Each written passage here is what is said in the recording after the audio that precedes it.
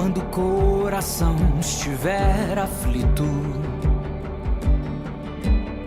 se lembre de quem Ele é. Pra ver o Pai, olhe para o Filho. Deus que se revelou a nós, a vida eterna já nos deu. A alegria e paz começam aqui. Pra si um povo escolheu, andemos para o encontrar.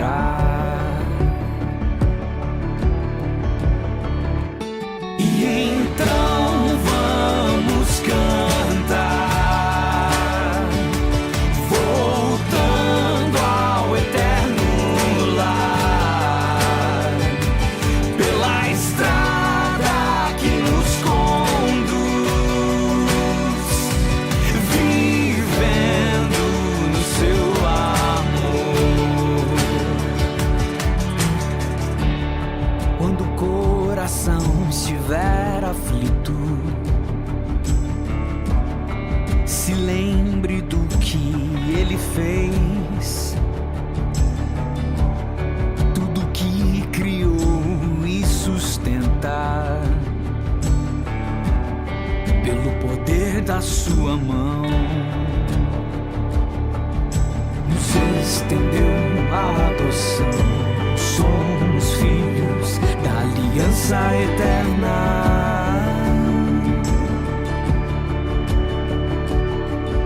Na morte, na ressurreição, unidos somos no Senhor.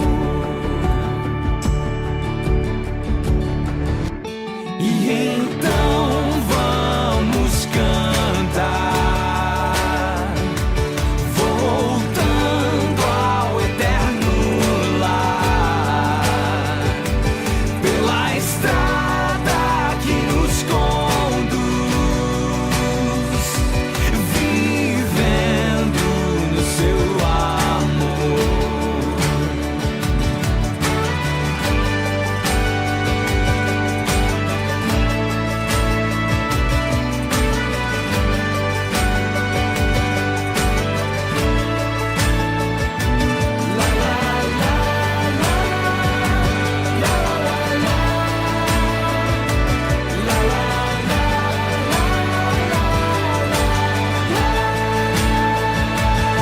Então vamos cantar, voltando ao eterno lar, pela estrada que nos conduz, vivendo no seu amor. Quando o coração estiver aflito, se lembre de quem Ele é. Bom dia! Mais um domingo na sua companhia, tempo de celebrar o Senhor, de ter essa oportunidade de entrar na sua casa e mais uma vez, como sempre, tomar aquele café e celebrar mais um culto, mais uma celebração online, junto com você no aconchego do seu lar. Eu quero compartilhar algo da palavra de Deus muito interessante que eu estive lendo esses dias, que está lá no Evangelho de Marcos, no capítulo 4, num texto muito conhecido, onde Jesus ele acalma uma tempestade. Os discípulos de Jesus estão atravessando para outra margem do que em alguns textos chama de lago, e no meio dessa travessia o mar fica revolto, a tempestade começa a surgir e inusitadamente diz que Jesus ele está dormindo na polpa num travesseiro. É muito interessante ver isso, essa parte desse texto onde Jesus ele descansa nesse momento, mas o sentimento daqueles homens dentro do barco, homens experientes que eles estavam acostumados a pescar, é de medo e de pavor. Então surge um diálogo entre eles, e o diálogo é esse daqui. Acompanhe comigo aqui no texto, no versículo 38 do capítulo 4 do Evangelho de Marcos. Diz assim: e Jesus estava na popa, dormindo sobre o travesseiro. Os discípulos o acordaram e lhe disseram: Mestre, o Senhor não se importa que perecemos? E ele, despertando, repreendeu o vento e disse ao mar: Acalme-se, fique quieto. O vento se aquietou e tudo ficou bem calmo. Então Jesus lhe perguntou: Por que vocês são tão medrosos? Como é que ainda lhe falta a fé? E eles, possuídos de grande temor, diziam uns aos outros: Quem é este que até o vento e o mar lhe obedecem? Esse é Jesus, aquele que caminha com seus discípulos e em meio a um momento de fragilidade e medo dos seus queridos amigos, ele age com poder sobrenatural e controla toda a situação. Na nossa vida, no momento ao qual nós vivemos hoje, é um momento de muita tempestade, de agitação, ao qual o nosso coração muitas vezes fica aflito, meio que até chega ao ponto de ficar desesperado, assim como era o sentimento dos nossos queridos e ilustres irmãos, discípulos de Jesus, que estavam nesse barco. A grande questão é que tem uma musiquinha de criança que diz que com Cristo no barco tudo vai bem, tudo vai bem.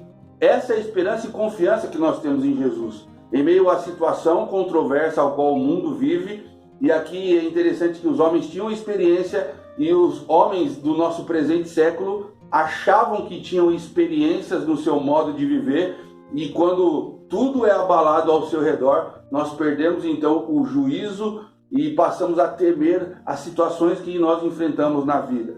O que nós percebemos no texto é que nós iremos passar com Jesus por meio dessa tempestade. Uma grande reflexão que fica para mim e para você que tem se agarrado a Jesus Cristo em meio à tempestade é: o que nós iremos fazer quando nós atravessarmos para o outro lado? Que mundo nós iremos encontrar ao colocar os nossos pés do outro lado do lago? Que mundo nós iremos encontrar quando nós passarmos por essa pandemia e colocarmos nosso pé nesse novo mundo? Esse é um grande questionamento para mim e para você. Para você pensar que Jesus ele não é aquele ao qual nós nos agarramos somente em momentos de dificuldade, mas é aquele que anda e caminha conosco nos momentos mais difíceis da vida e até nos momentos ao qual nós atravessamos e encontramos calmaria. Que esse Jesus ele possa caminhar com você também do outro lado da margem, nesse mundo novo, pós-pandemia, ao qual nós iremos passar firmemente com ele, cheio de esperança. Vamos orar? Querido Deus, eu quero agradecer, Deus, por essa manhã especial, ao qual nós hoje celebramos mais um culto online. Nós queremos entregar aqui os nossos anseios, a nossa vida ao Senhor, e nós queremos te pedir, Deus, que o Senhor use de forma poderosa, Deus, os louvores que serão entoados aqui essa manhã, e também usa, Pai, a palavra do missionário Genivaldo, Deus, que nós estamos aguardando, Deus, para ouvir a sua voz por meio da vida desse homem, Deus, e ver as maravilhas que o Senhor tenha realizado lá no Amazonas, Deus. Abençoa, Pai, a nossa vida essa manhã. Nós te pedimos isso em nome do teu Filho amado Jesus. Amém e amém. Um bom dia, vamos adorar o Senhor. Roda aí.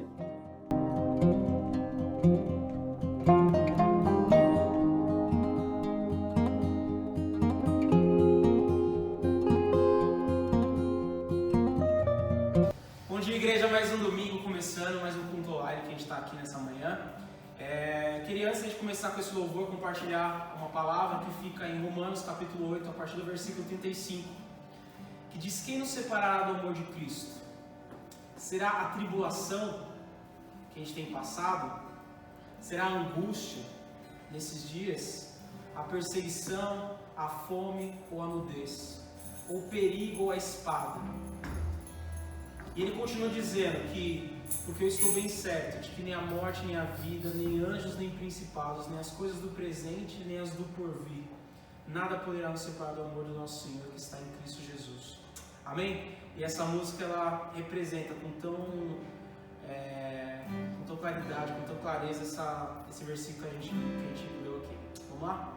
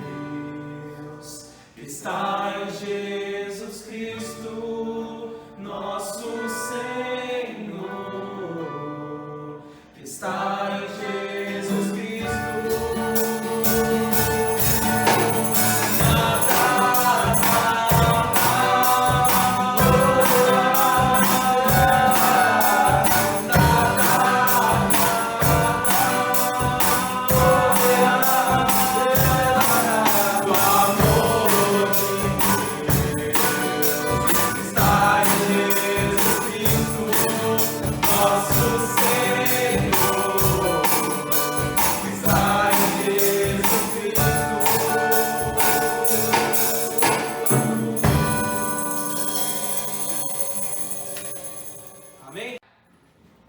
Maravilhosa graça, teu amor que não falha, tomou o meu lugar, levou a minha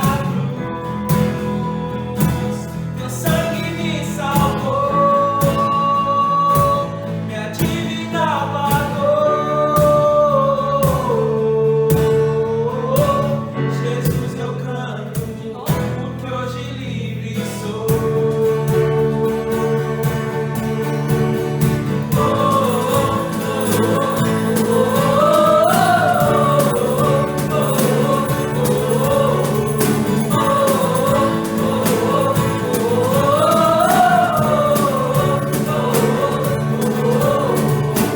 Quem tem poder sobre o pecado, o seu amor é poderoso, o Rei da glória, o poderoso Deus. A terra treme com sua voz, nos deixa maravilhados, o Rei da glória, o poderoso Deus. Maravilhosa graça, teu amor que não falha, tomou o meu lugar, levou a minha cruz, o sangue me salvou, minha dívida pagou. Jesus, eu canto, porque hoje livre sou.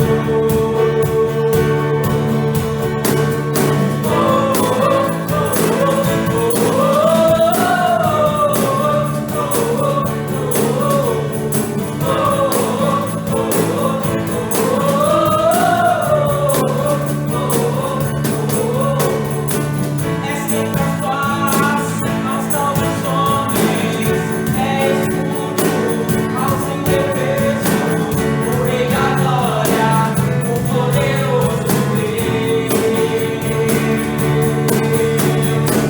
Reina de justiça entre as nações, a luz que brilha na escuridão, o Rei da glória, o poderoso Deus. Maravilhosa graça, teu amor que não falha, tomou o meu lugar, levou a minha cruz, o sangue me salvou, minha dívida pagou. Jesus, eu canto, hoje livre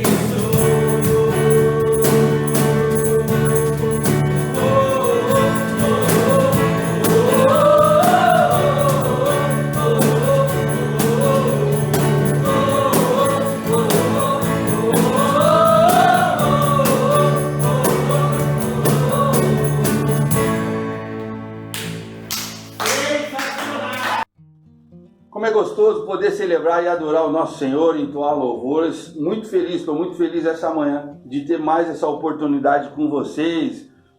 Eu sempre estou dando uma dica legal de alguma coisa, de alguma literatura. A gente estudou aí as 7 frases da cruz, eu mostrei o livro para vocês.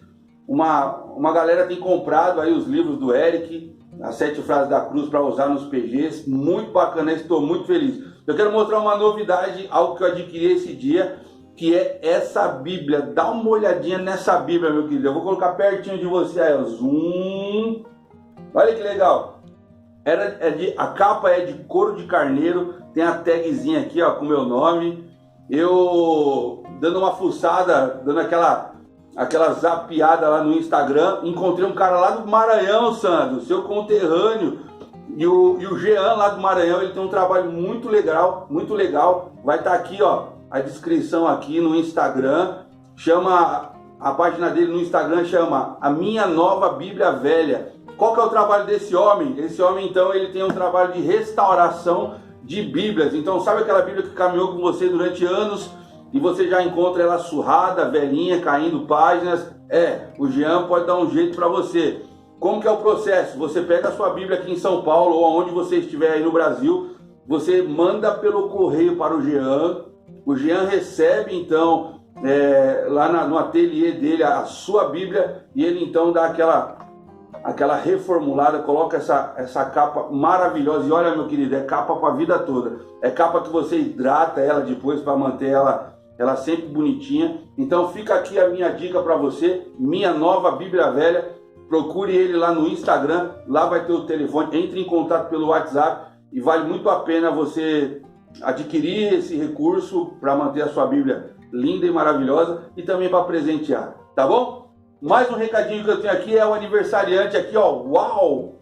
Biel, Biel tá ficando velhinho, né, Biel? Chegando na casa dos 15.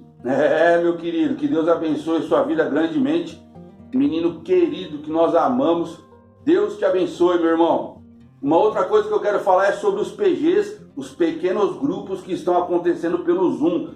Tá muito legal a igreja, mesmo nesse tempo aí de coronavírus.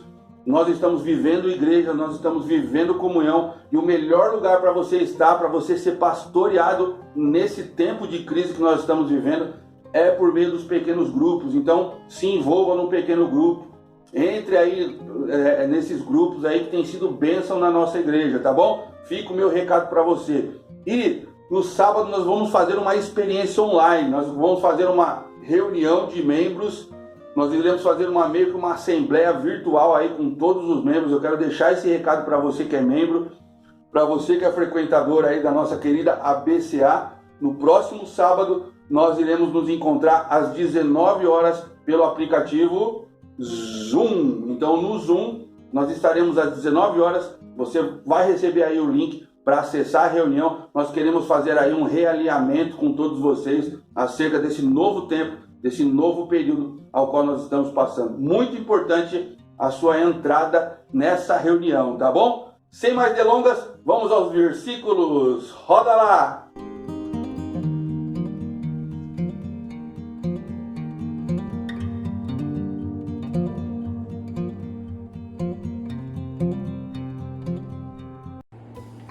Alegrei-me quando me disseram: vamos à casa do Senhor.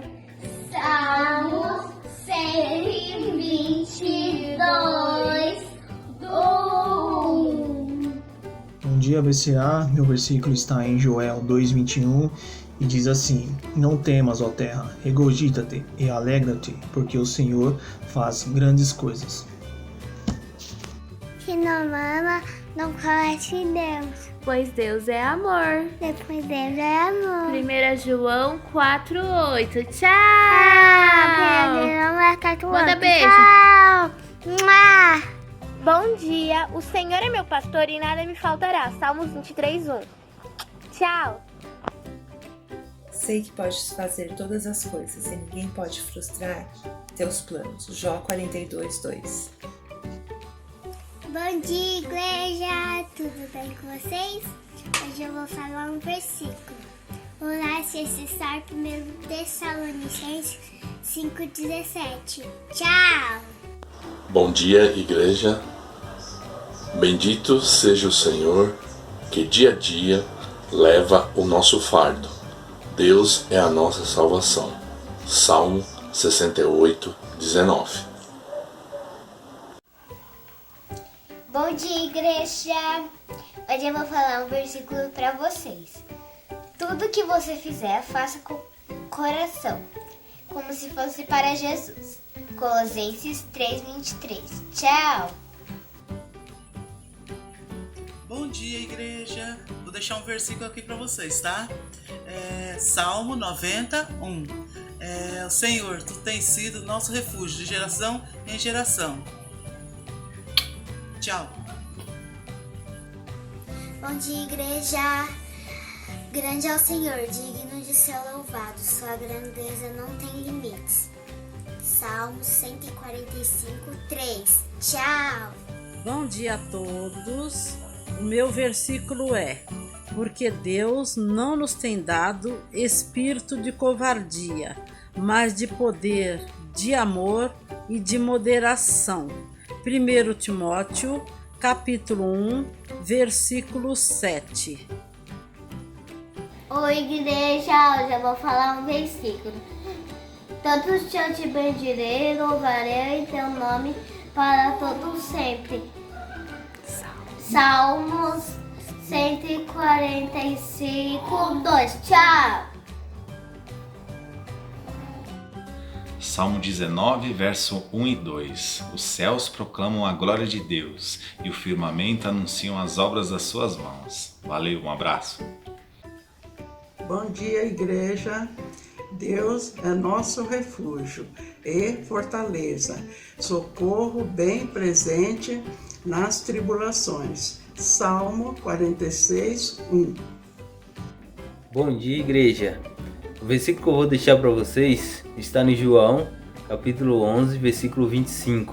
Disse-lhe Jesus: Eu sou a ressurreição e a vida. Quem crê em mim, ainda que morra, viverá. Os que confiam no Senhor são como os montes de Sião, que não se abalam, mas firmes permanecem para sempre. Salmo 125, 1. Amém? Bom dia, igreja. Há tempo de nascer, tempo de morrer, tempo de plantar e tempo de arrancar o que se plantou. Eclesiastes 3:2. Os olhos do Senhor estão em todos os lugares, contemplando os maus e os bons. Provérbios 15:3. Bom dia, igreja! Tudo bem com vocês? Hoje eu vim falar um versículo bem legal para vocês.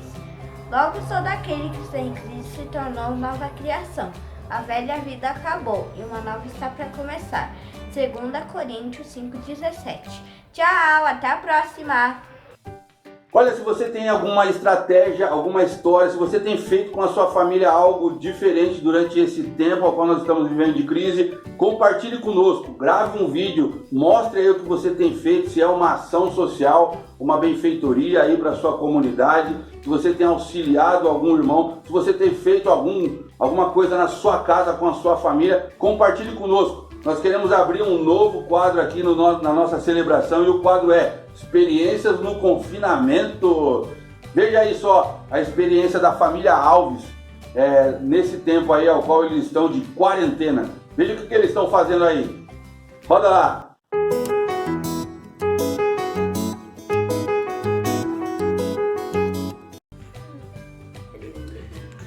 Bom dia, igreja! Bom dia, igreja! Bom dia! Tudo bem com vocês? Tudo bem! Bem, para vocês entenderem, né, por que a gente está aqui? A gente está aqui hoje para compartilhar com vocês uma primeira experiência de várias que nós teremos com certeza, que foi o nosso primeiro PG em família. É isso mesmo. A gente fez um formato de reunião muito parecido com o do PG, onde a gente começa com uma oração, a gente ouve louvores, a gente tem a passagem, né, da Bíblia, a passagem da história de Deus, onde nesse caso nós falamos da parábola dos dois irmãos, contada por Jesus no templo, né, para os anciões. Que um aí. falou que vai, mas não foi, e o outro falou que não vai, mas foi. Exatamente. Sim. E aí a gente conversou a respeito disso, refletiu em cima disso. Daí esse que a gente tá falando é do pai. Exatamente. Que depois vai ter o do meu. Exato, e aí a gente vai fazendo vários. Então, esse foi um pequeno estudo que a gente fez. Ele durou aí em torno de 20 minutos, foi bem rapidinho, mas o suficiente pra gente poder ter uma mensagem para ficar refletindo aí durante os próximos dias. E aí na semana que vem nós faremos mais um, dando continuidade a esse estudo. Tipo, daí o meu ele foi de ajudar o amigo e orar por ele. Teve uma participação especial uma participação especial do Léo. Ele veio com um vídeo onde teve vários versículos, histórias. Música de versículo. Isso, ele acrescentou aí no finalzinho com essa pequena apresentação. E aí, quer comentar alguma coisa, Deise? Adorei também, uma experiência muito boa, muito legal, edificante, né? E a gente como família tá crescendo na palavra de Deus. E a gente recomenda muito, façam também. É isso aí, galera. Então desafio vocês aí, ó. Junte sua família, pegue uma passagem, não precisa elaborar, não precisa fazer grandes estudos. Pega um versículo, começa com um versículo, lê e reflita junto com a sua família. E faça isso, toda semana, aos pouquinhos, torne isso um hábito, vai fazer total diferença na vida de vocês. Beleza, igreja? Tchau, gente! Fiquem com Deus e fica aí a dica. Tchau, tchau, gente!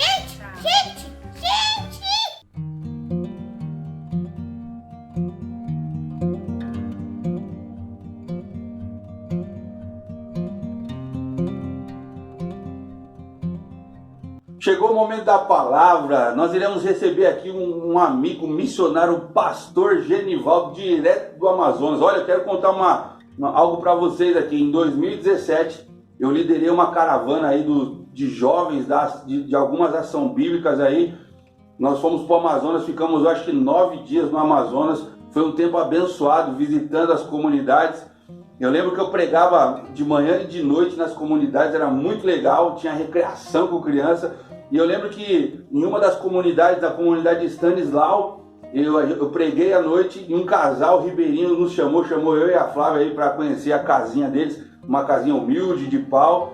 Lá ele abriu um freezer, meu amigo, que tinha pedaço de jacaré, tinha peixe, e nós recebemos um presente. Eu ganhei um presente naquela noite. Eu ganhei um peixe desse tamanho, não é piada de pescador, mas ganhei um baita peixão, e eu fiquei muito feliz de ter passado esse tempo no Amazonas e ver o sério trabalho que o pastor Genivaldo tem lá. Então, pastor, seja bem-vindo. Como que você tá, meu querido? Que Deus abençoe sua vida. Bom dia, pastor Pinas. É um prazer imenso estar com vocês, irmãos queridos, irmãos amados aí da Ação Bíblica da cidade Ademar, nesse domingo de manhã. Muito obrigado pelo convite, tá bom? Nós estamos bem, nós estamos muito bem. Estamos, é claro, respeitando aí o confinamento já há 7 semanas, muito tempo, né? E com 3 filhos homens, as coisas não são fáceis não. Pior para Mara, mais difícil para Mara, porque são 4 homens aqui em casa, né? Mas graças a Deus, Deus tem sido generoso e estamos muito bem. Pastor, conta um pouquinho sobre a situação no Amazonas. Nós estamos aqui em São Paulo e são tantas as notícias que têm nos bombardeado a nossa casa, a nossa vida, e nós não sabemos mais em que acreditar, em quem ouvir. Nós queremos ouvir uma palavra de você, missionário no Amazonas. Você está a alguma distância da capital, você está em Taquatiara, né? Eu queria ouvir de você aí o que você tem visto, ouvido, qual que é o sentimento aí dos amazonenses nesse tempo de crise. Conta um pouquinho para nós aí, pastor. Então, pessoal, sobre como é que está a pandemia aqui no norte do país, realmente está crítico, né? É verdade que, como vocês aí em São Paulo, nós ouvimos muitas notícias pela internet, pelos meios de comunicação aí, e a gente acaba não sabendo o que é verdade, o que é mentira, o que é exagero, o que não é. Mas uma coisa é fato, né? As coisas estão feias e o Amazonas talvez seja hoje a pior realidade do nosso país. Nós temos aqui em Taquatiara, é uma cidade pequena, nós estamos a 270 quilômetros numa linha reta da capital, que é Manaus. A nossa cidade, nesse momento, ela está fechada, o porto da cidade está fechada, então ninguém entra e ninguém sai de barco. Nós temos uma rodovia que liga aí a M010, liga Itacoatiara até a capital, que é Manaus. Essa rodovia também está fechada, e aqui em Itacoatiara nós temos realmente muitos casos de pessoas que estão contagiadas, que foram contaminadas aí, né, infectadas. E o problema é que, como não tem estrutura aqui na cidade, todas essas pessoas, elas vão para Manaus. Aliás, todas as cidades do interior do Amazonas, nenhuma delas tem estrutura.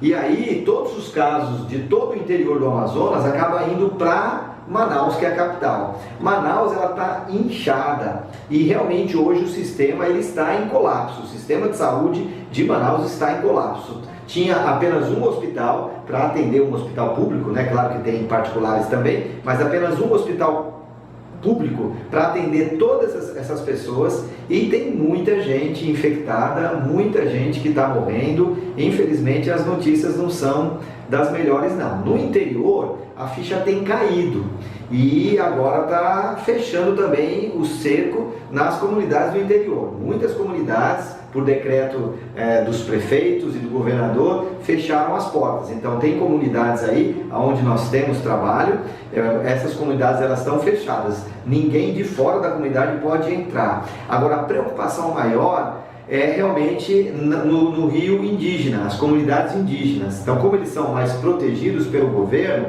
há um medo muito maior, uma preocupação muito maior por parte das autoridades com os índios do Brasil, especialmente os índios dessa região. Então, o contexto indígena está mais fechado ainda, né?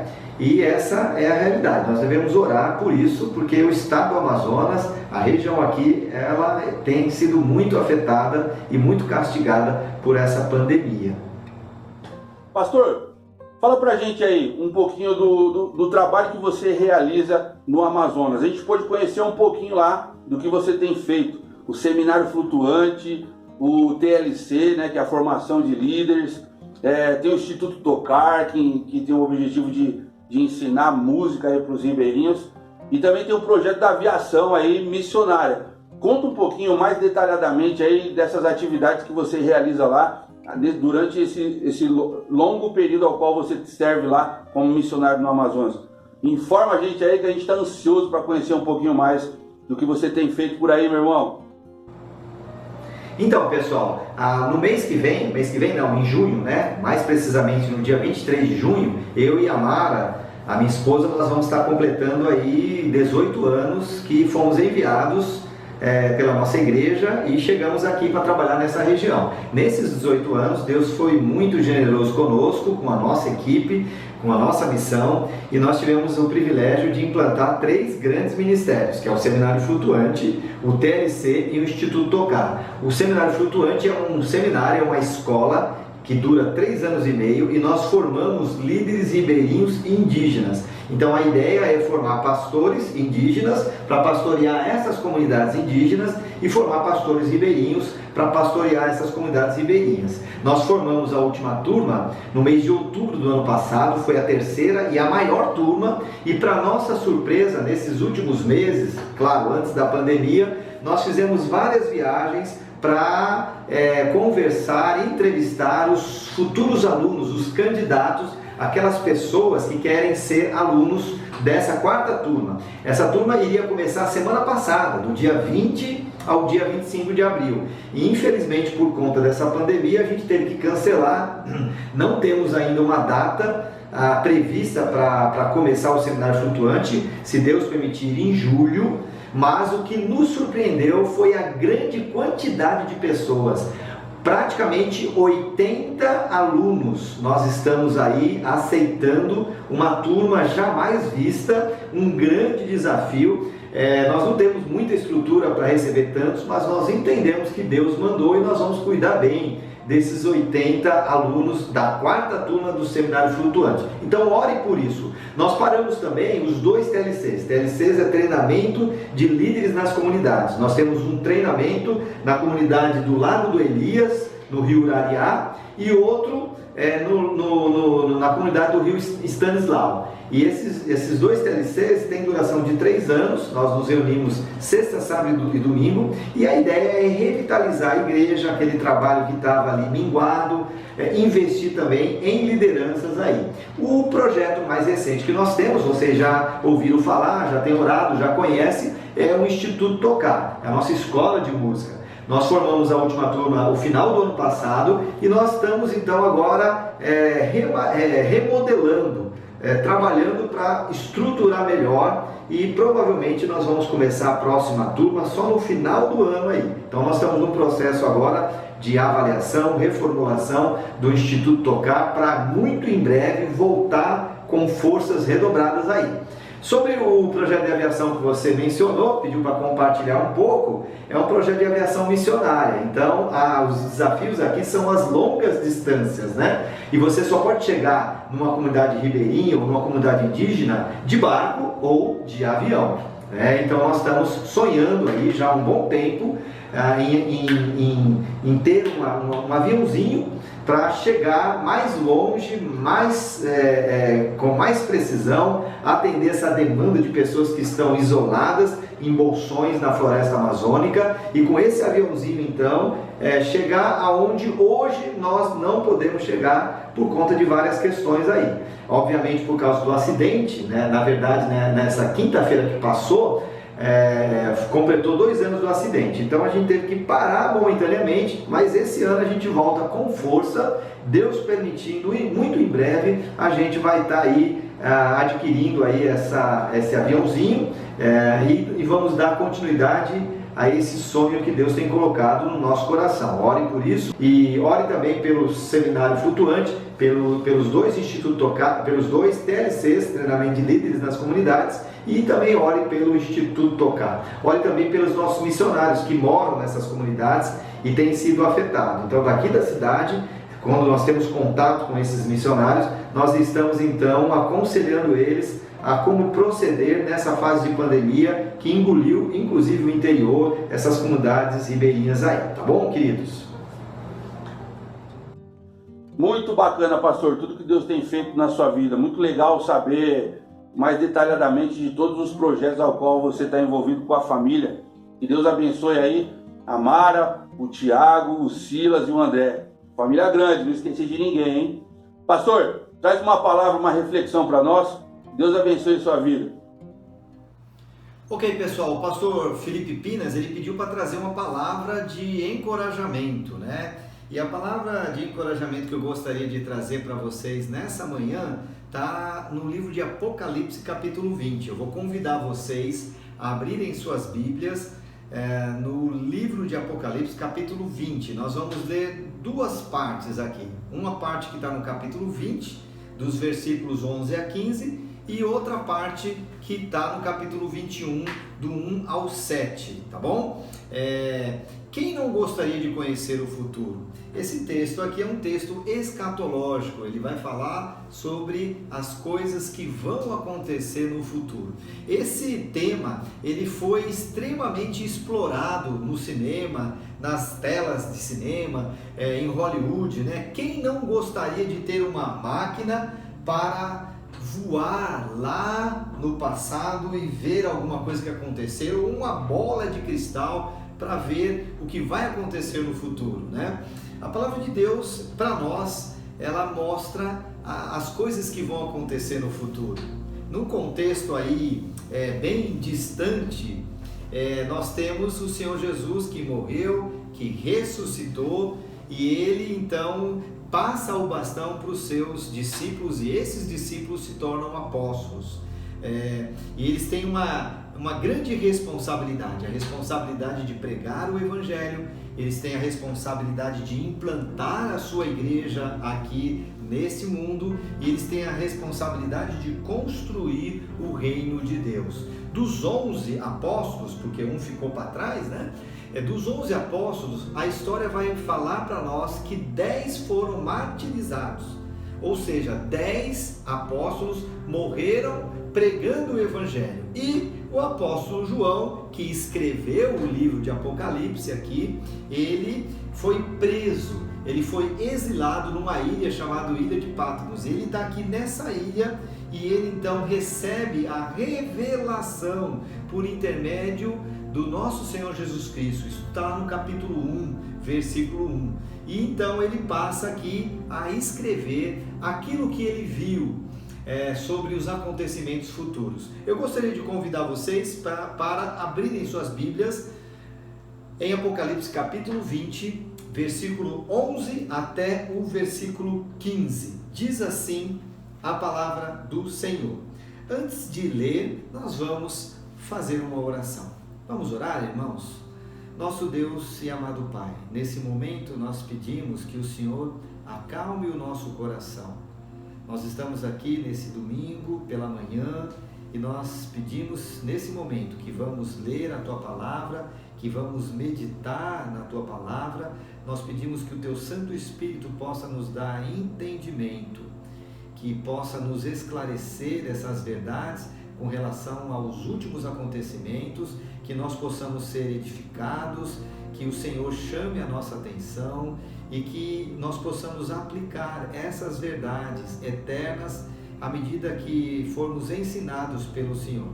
Abençoe a leitura da Tua Palavra, oramos no nome bendito do nosso Senhor e Salvador Jesus Cristo. Amém.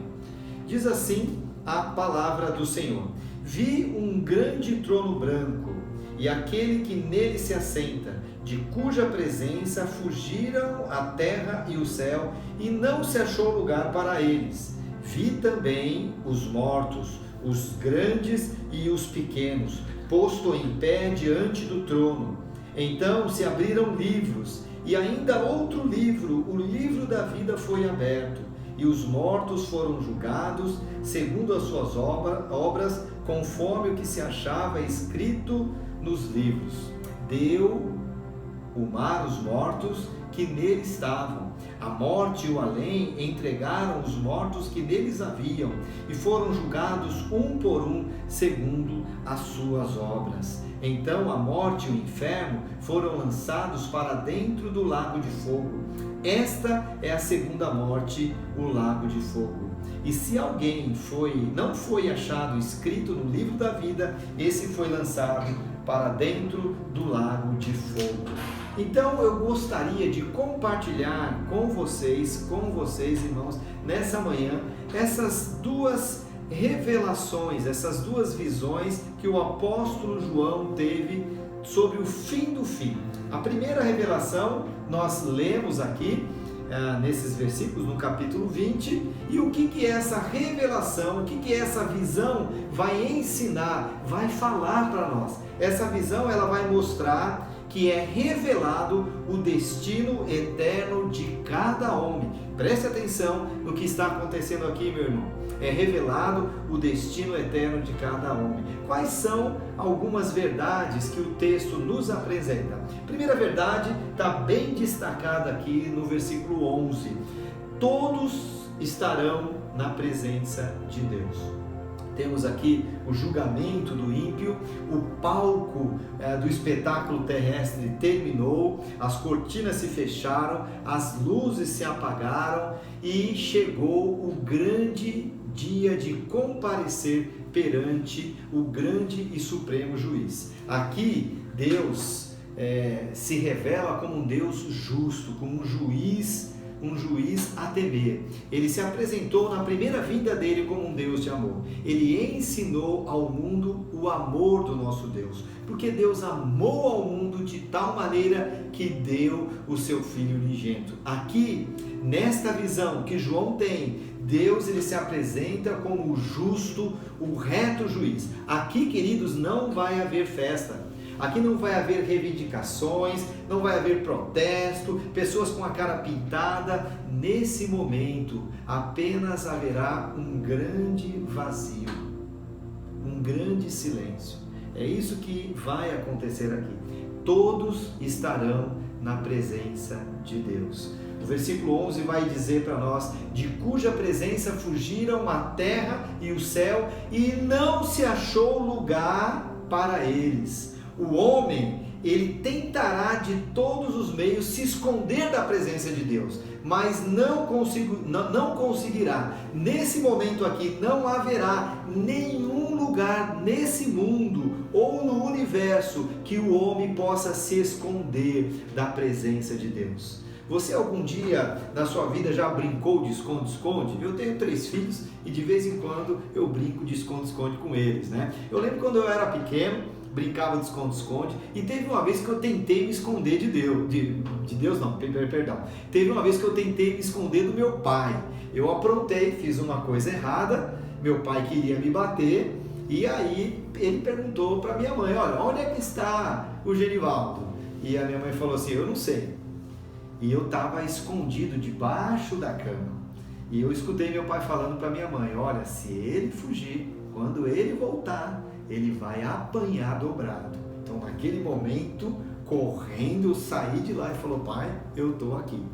Meu pai era pequeno, mas tinha mão pesada. Eu apanhei, mas se eu tivesse corrido, me escondido do meu pai, teria apanhado muito mais. Aqui, queridos, não haverá nenhuma possibilidade da gente brincar de esconde-esconde com Deus. A primeira verdade que o texto vai apresentar é que todos estarão na presença de Deus. Versículo 11 ainda apresenta uma segunda verdade: todos serão iguais diante de Deus. Aqui nesse mundo, as pessoas elas são conhecidas e valorizadas pela sua beleza, pela sua riqueza, pela sua fama, pela sua habilidade. Então, em nossa sociedade, essas pessoas, elas são tratadas de acordo com a sua fama, com aquilo que elas têm. Todo mundo quer ser amigo dessas pessoas, todo mundo quer tirar uma selfie com essas pessoas. Eu lembro uma vez, há mais de 20 anos atrás, eu estava no aeroporto de Congonhas, estava esperando o meu voo para viajar e de repente eu vi ali uma bagunça. Várias pessoas correndo, várias pessoas chorando. Pensei que alguma desgraça tivesse acontecido, alguém tinha sido assaltado e de repente eu vi duas senhoras. Passou assim próximo, eu curioso do jeito que eu sou, levantei, perguntei para elas: olha, o que está acontecendo? E elas chorando, duas senhoras chorando, falando: olha, o Tony Ramos, ele está ali, o Tony Ramos. Eu fiquei pensando, puxa, todo esse frenesi por causa de um ator global. Naquela época o Tony Ramos fazia muito sucesso. Hoje, depois de mais de 20 anos, ele já está bem derrubadinho, né? No juízo de Deus, aqui em Apocalipse capítulo 20, queridos, a realidade ela vai ser bem diferente. A Bíblia ela vai dizer para nós: todos, os grandes e os pequenos, os ricos e os sem dinheiros, os famosos e aqueles que não têm nome, todos serão iguais, todos estarão no mesmo patamar, todos estarão de pé diante de Deus. Deus estará sentado no seu trono, num grande e sublime trono branco. Não vai nesse dia haver essa média toda com essas pessoas famosas da nossa sociedade. O rei Pelé, nossa, nós temos aqui a rainha Elizabeth, puxa vida, o excelentíssimo senhor presidente, nossa excelência, sente aqui. Não vai haver. A única excelência que estará sentada é o nosso Deus. Segunda verdade que o texto apresenta é que todos serão iguais diante de Deus. Uma terceira verdade é que haverá um julgamento nesse dia. Versículo 12 do capítulo 20 apresenta sobre o cenário de um julgamento. O que é preciso ter para acontecer o julgamento? É preciso ter um réu, uma pessoa que cometeu uma infração, e é preciso ter um tribunal com um juiz. Nós temos todos esses ingredientes aqui: o réu, o juiz e o julgamento aqui. Quem é o juiz? A Bíblia apresenta: Deus irá julgar nesse momento toda a humanidade.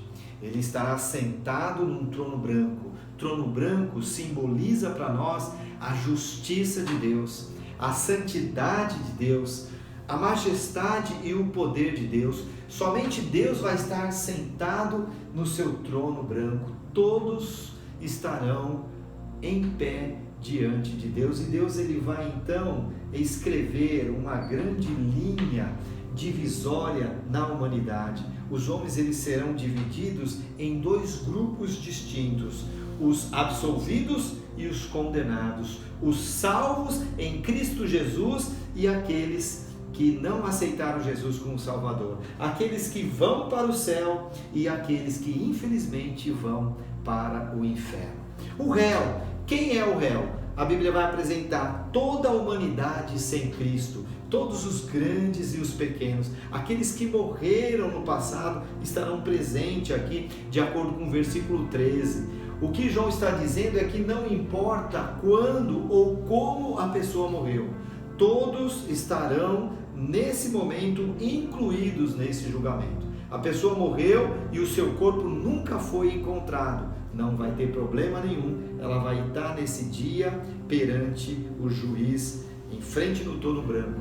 Na década de 90 nós tivemos um grande político, famoso político, que morreu, que foi Ulisses Guimarães. Ele estava no helicóptero, o helicóptero caiu no oceano e nunca, até hoje, nunca encontraram o corpo de Ulisses Guimarães. Aqui, no capítulo 20 de Apocalipse, está falando sobre uma ressurreição temporária para receber a sua condenação.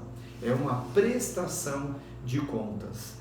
Então, falou sobre o juiz, falou sobre o réu, como que será feito esse julgamento? Esse julgamento ele vai ser feito de acordo com o que se acha registrado em 2 livros. Então, aqui no capítulo 12, vai falar de uma porção de livros que serão abertos. Que livro é esse? O livro de registro contendo todos os nossos pecados. Perceba o que está acontecendo aqui. Perceba o que João está vendo nesta visão. Ele está vendo o homem, o ímpio, sendo julgado. Nesse dia vão abrir vários livros. Eu creio que não vão ser livros pequenos, finos como esse. E tudo, exatamente tudo que nós fizemos ao longo da nossa caminhada aqui nesse mundo, os nossos pecados, as nossas más ações, as nossas transgressões, as nossas falhas, tudo vai estar registrado nesses livros aqui. E a Bíblia vai apresentar um segundo livro e vai falar que é o livro da vida. E Deus ele vai procurar o nome das pessoas no livro. Os livros onde estão contidos os nossos pecados, mostrando cada falha, cada acusação, aquilo que nós cometemos ao longo da nossa vida aqui nesse mundo. E depois vai falar sobre um outro livro chamado Livro da Vida, um único livro. Se o seu nome não estiver no livro da vida, a pessoa ela vai ser condenada por cada infração que está registrado nesses outros livros aqui. E infelizmente ela vai ser condenada e ela vai ser lançada no fogo do inferno, no lago do fogo. E nesse dia, queridos, não haverá possibilidade nenhuma de recorrer à sentença proferida pelo santo e justo juiz. Não haverá arbitrariedades, não haverá caprichos, não haverá provas, só haverá provas colhidas das ações de cada ser humano.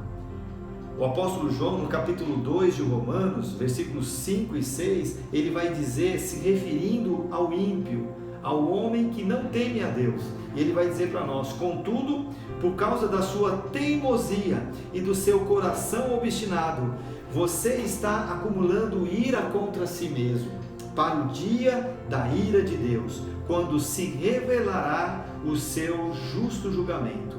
Deus retribuirá a cada um conforme o seu procedimento. Então, queridos, quem não for encontrado no livro da vida será condenado e lançado no lago do fogo do inferno para toda a eternidade. Ninguém vai ousar nesse dia levantar a cabeça para argumentar contra Deus. Você imagine a cena de alguém arrogante tentando questionar Deus. Isso não vai existir. Não vai haver possibilidade nenhuma. Imagine essa cena onde a pessoa vai olhar para Deus, aquele olhar altivo, aquelas pessoas egoístas falando: ah, Deus, eu não concordo com o seu pronunciamento, eu não concordo com o seu veredito, o Senhor apenas leu aqui as minhas falhas, os meus defeitos, os meus pecados, onde estão as coisas boas que eu fiz na vida? E a resposta de Deus, se houver isso, que não vai haver nenhuma possibilidade, é: mas você está sendo julgado não pelas suas boas obras, você está sendo julgado pelas suas transgressões, você está sendo julgado pelos seus pecados, você está sendo julgado pelas suas más ações. Apartai-vos de mim, pois eu não te conheço. O resultado catastrófico está registrado no versículo 15: será lançado no lago de fogo. Esta é a primeira visão. A primeira visão, no capítulo 20, é revelado o destino eterno de cada homem. Mas há aqui uma segunda visão. E a segunda visão que o apóstolo João tem está registrado no capítulo 21, dos versículos 1 ao versículo 7. E essa visão vai falar que é apresentado o futuro glorioso dos salvos. Perceba que na visão anterior, a visão era referente ao ímpio, aquela pessoa que não aceitou Jesus como Senhor e Salvador. A condenação, o julgamento dessas pessoas. Agora no capítulo 21, a visão é outra. É apresentado aqui nessa visão o futuro glorioso de cada salvo em Cristo Jesus. Vamos ler dos versículos 1 ao 7 do capítulo 21, diz assim a palavra de Deus: Vi novo céu e nova terra, pois o primeiro céu e a primeira terra passaram e o mar já não existe. Vi também a cidade santa, a nova Jerusalém, que descia do céu, da parte de Deus, ataviado como a noiva, adornada para o seu esposo. Então ouvi grande voz vinda do trono dizendo: Eis o tabernáculo de Deus com os homens. Deus habitará com eles. Eles serão povos de Deus e Deus mesmo estará com eles. Eles enxugará dos olhos toda lágrima e a morte já não existirá. Já não haverá luto, nem pranto, nem dor, porque as primeiras coisas já passaram. E aquele que está sentado no trono disse: Eis que faço novas todas as coisas. E acrescentou: Escreve, porque estas coisas são fiéis e verdadeiras. Disse-me ainda: Tudo está feito. Eu sou o Alfa e o Ômega, o princípio e o fim. Eu, a quem tem sede, darei de graça da fonte da água da vida. O vencedor herdará estas coisas, e eu vos serei Deus, e ele me será filhos. A próxima visão que o apóstolo João tem é de algo lindo, de algo maravilhoso. O que João vê exatamente aqui nessa segunda visão, no capítulo 21? Primeiro, ele vê um novo céu e nova terra. Versículo 1. Este mundo aqui, queridos, ele não vai mais existir. Esse mundo ficou para trás. Nesse momento, não vai existir mais a preocupação com desemprego, com fome, com violência, com a saúde, com essa pandemia que está assolando a todos nós. Não vai ter mais preocupação com a corrupção, com o desmatamento da floresta amazônica. Todos esses problemas, nesse momento aqui, ficou para trás e acabou com esse mundo. Nesse momento, Satanás já foi vencido em definitivo com os seus demônios. Os ímpios já foram julgados e lançados no lago de fogo. Os nossos corpos estarão glorificados e aquele que confessou Jesus como Senhor e Salvador da sua vida, vai estar aqui morando por toda a eternidade nesse lindo lugar, esse lugar fantástico apresentado aqui como novo céu e nova terra. Queridos, a Bíblia fala muito pouco sobre o céu, mas o pouco que a Bíblia fala é de dar água na boca. Eu não jogo mais bola, infelizmente, por causa do acidente, não posso mais jogar bola, mas sempre gostei, toda a minha vida eu gostei de jogar bola, e eu fico perguntando: será que lá no céu vai ter um campo de futebol? Será que lá no céu a gente vai se divertir jogando bola? Eu não posso jogar bola hoje, mas o meu corpo vai ser transformado e quem sabe, né? Será que vai ter lindas praias no céu? Não sabemos. O que nós sabemos é que nesse mundo caído, nesse mundo que tem o efeito do pecado, a natureza sente e geme, que nesse mundo aqui já tem tantas coisas prazerosas, tantas coisas bonitas. Imagine, irmãos, o que Deus está preparando naquele lugar chamado novos céus e nova terra. Então a primeira verdade que João vê aqui, ele vê um novo lugar chamado novo céu e nova terra. Segundo lugar está no versículo 4. Olha lá no versículo 4, o que João vê? João vê Deus enxugando toda lágrima dos nossos olhos. Agora a pergunta que eu queria fazer para vocês é: por que Deus vai enxugar todas as lágrimas dos nossos olhos se nós estaremos no céu. A Bíblia mesmo fala que no céu não haverá dor, não haverá luto, não haverá morte, não haverá pecado, não haverá tristeza. Então a pergunta que nós devemos fazer aqui é: por que nós estaremos chorando? Por que Deus vai enxugar toda a lágrima dos nossos olhos? Queridos, aqui nesse texto existe muita especulação. A maioria dos comentaristas vai concordar entre eles que essas pessoas que estão chorando, e essas lágrimas que Deus vai enxugar, muito provavelmente são daquelas pessoas que morreram quando elas foram martirizadas. São os mártires da igreja dos primeiros séculos, aquelas pessoas que sofreram, aquelas pessoas que morreram por causa do Evangelho. Então a grande maioria dos estudiosos acredita nessa posição. Eu acredito também nessa posição, mas eu creio que nós vamos chorar também por uma outra razão.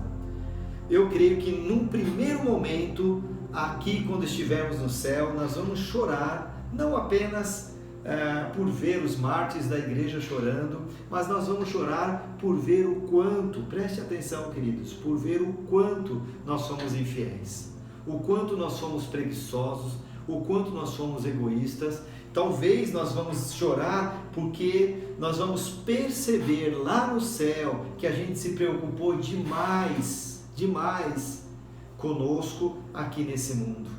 E nós não demos o devido valor para as verdades, para os mandamentos da palavra de Deus.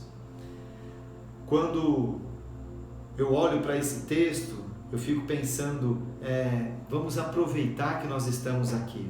Vamos aproveitar para amar mais ao próximo, porque talvez nessa ocasião nós vamos chorar, porque nós vamos sentir a falta, talvez de um pai, talvez de uma mãe, talvez de um irmão, talvez de um amigo querido, de um parente querido, talvez nós vamos sentir falta de um filho amado que não vai estar ali no céu conosco.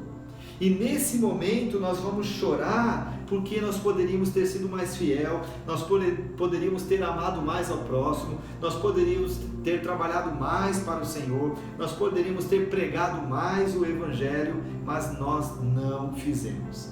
Eu lembro que na década de 90, não lembro bem o ano, mas na década de 90, talvez ano 93, ano 94, eu assisti um filme de Steven Spielberg. E Steven Spielberg, ele fez esse filme, o nome do filme era A Lista de Schindler. Esse filme foi até filmado, todo o filme filmado em preto e branco, falando sobre a Segunda Guerra Mundial. E eu lembro que o filme, ele vai contar a história de um empresário oportunista chamado Oskar Schindler.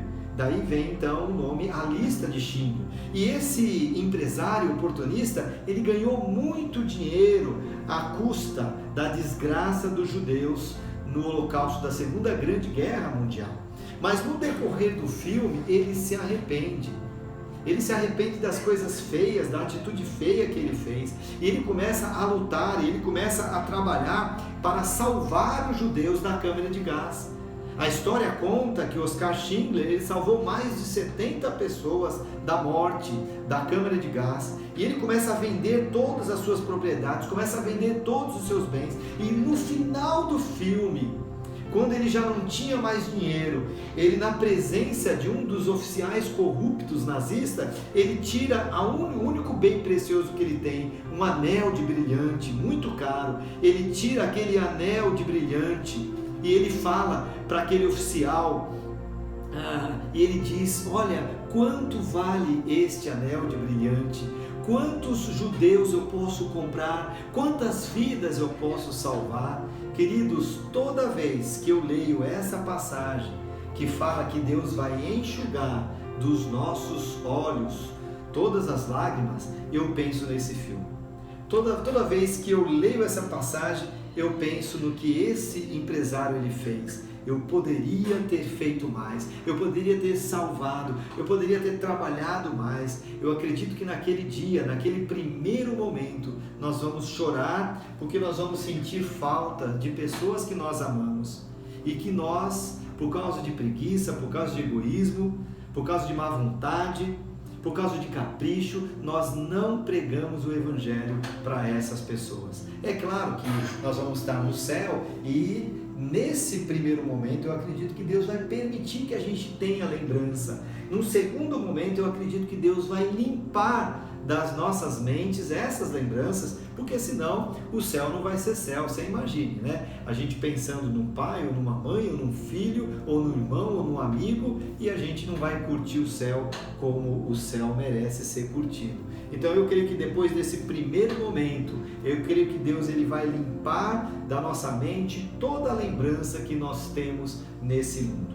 Então, a segunda verdade é que Deus vai enxugar toda a lágrima dos nossos olhos. Terceira verdade sobre essa segunda visão do novo céu e da nova terra. Está no versículo 5 ao versículo 7. Dá uma olhada lá no versículo 5 ao versículo 7. Vai falar que ele vê o próprio Deus. Ele vê a presença do próprio Deus. Quando eu estiver no céu, quando eu estiver lá nesse lugar lindo e maravilhoso que Deus tem preparado para nós. Ele fala: na casa do meu pai há muitas moradas, se não fosse assim eu não vou teria dito. Vou preparar-vos lugar, e quando eu for e preparar lugar, eu voltarei para receber vocês, para que aonde eu estiver, vós também estejais comigo. E lá na sequência dessa passagem, no capítulo 14 de João, Jesus Cristo ele vai falar, o nosso Senhor Jesus fala: eu sou o caminho para esse lugar, eu sou a verdade desse lugar, e em mim constitui a vida desse lugar.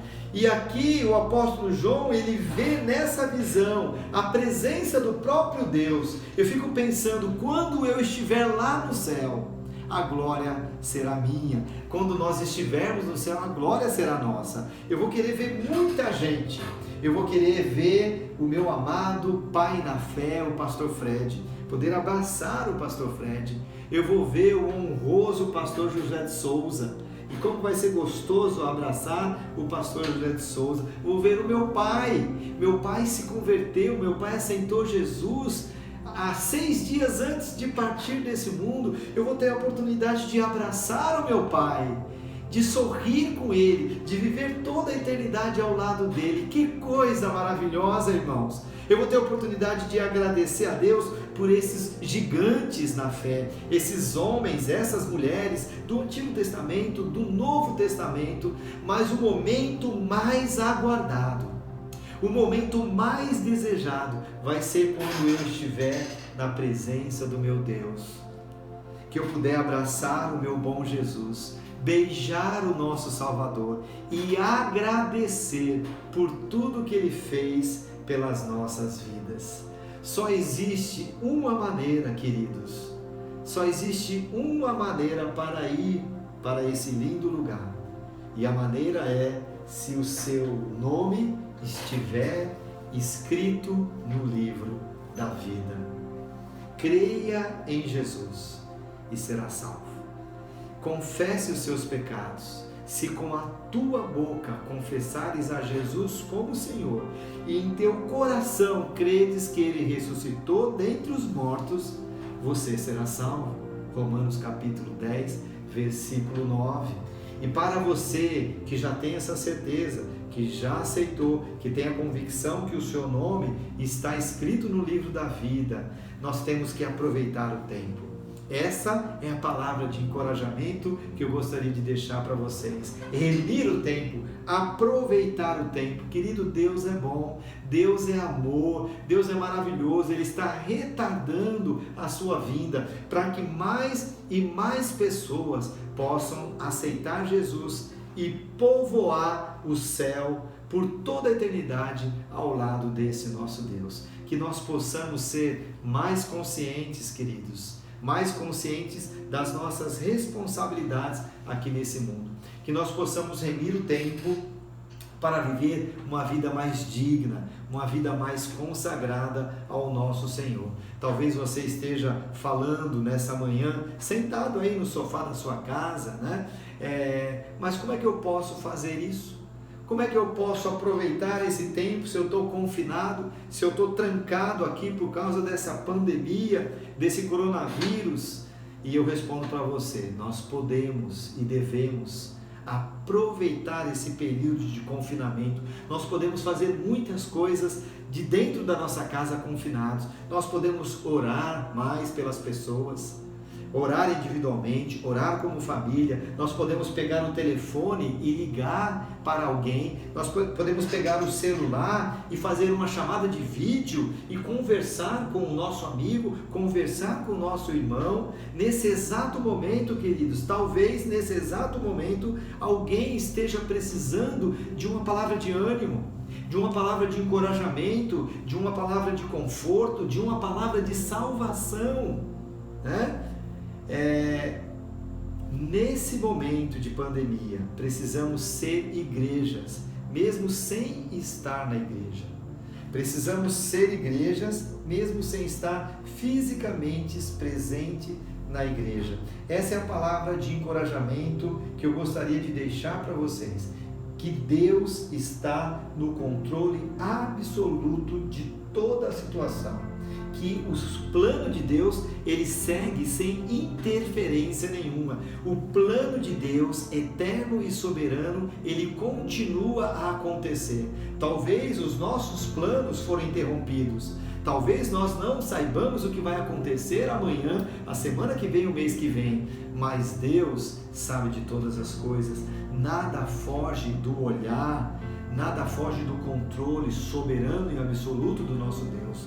Deus conhece e visita o nosso coração.